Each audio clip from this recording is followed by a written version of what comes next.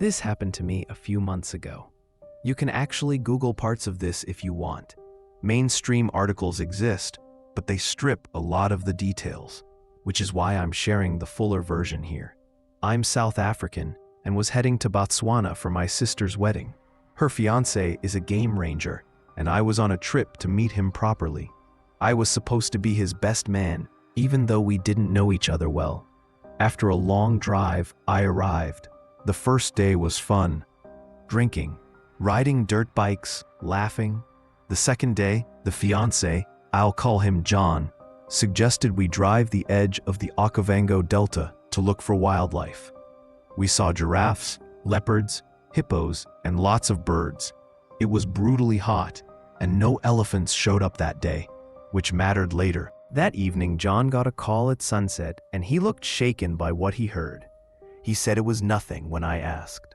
Later, while we were eating and drinking, John explained his boss had called.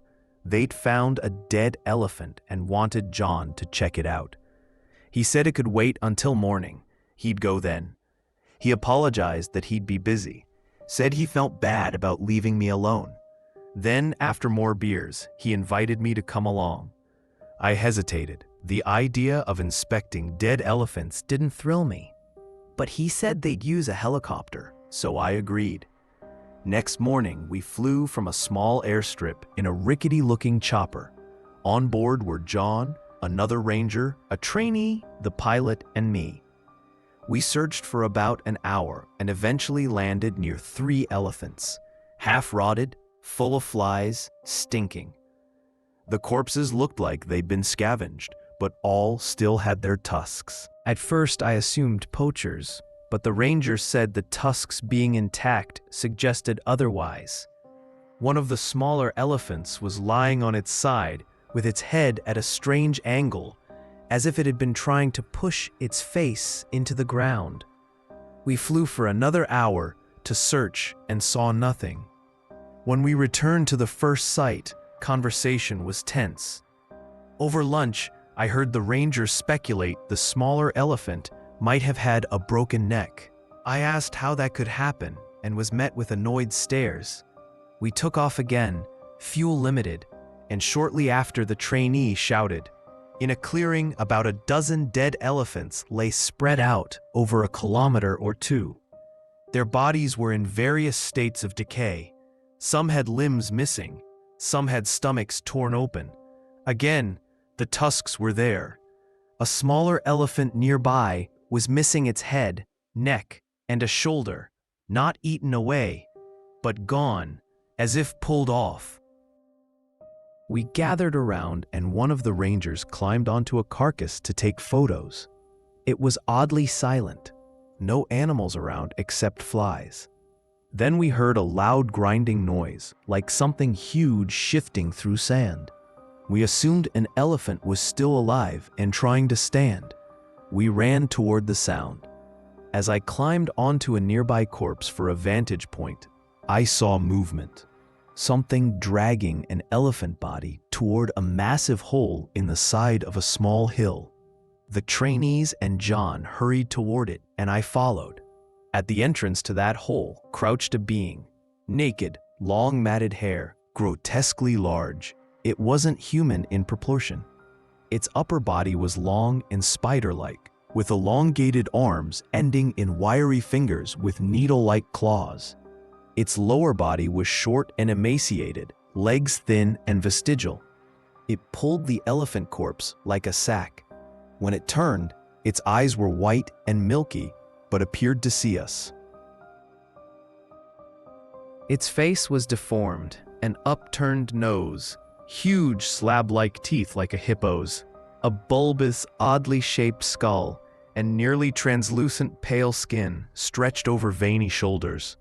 For a split second, it looked confused. Then, its face contorted into rage, and it released a horrible, low, monotone roar that set my ears ringing. We ran. The pilot started the helicopter, and as we lifted, the thing clawed toward us, dragging itself forward using corpses as anchors. It moved with obvious paralysis of the lower body, but it could still pull itself quickly enough. One of the rangers fired a tranq gun as we took off. I don't remember whether it hit. We flew back fast. I thought I heard another dull roar behind us. That night was a blur. I couldn't stay at the chalet. I felt like that thing would come through the little wooden walls. I told John I was leaving immediately, drove 6 hours, slept in my car at a petrol station, and kept driving home the next morning. I showered for ages and then called John. He told me they'd organized a larger search group, but when they returned, they only found 8 bodies, and the hole had partially collapsed. Over the next few weeks, attempts were made to investigate, but interest faded, and some rangers began to suggest maybe we had all been drunk and mistaken. Corpses continued to show up near similar holes, but no one wanted to go into them. A few weeks later, John quit his ranger job and took a delivery job instead. You might wonder why you haven't seen much about this.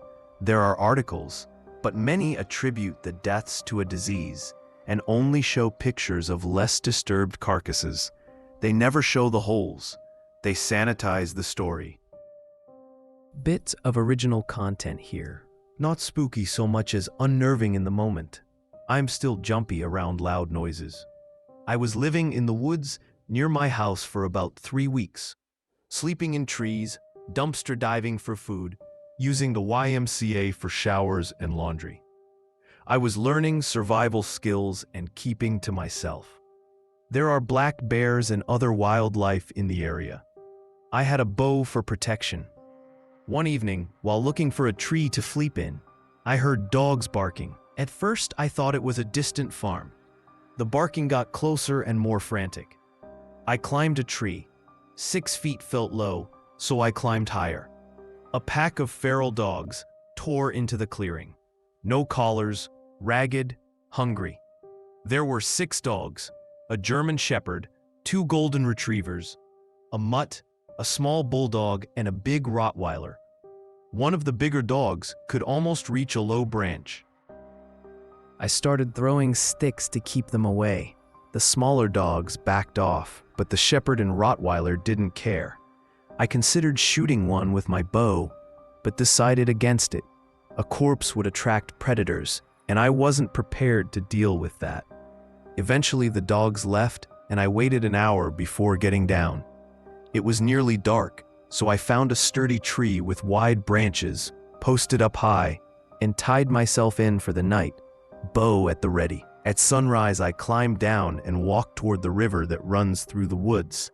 I follow that river into town because it avoids roads and has natural paths.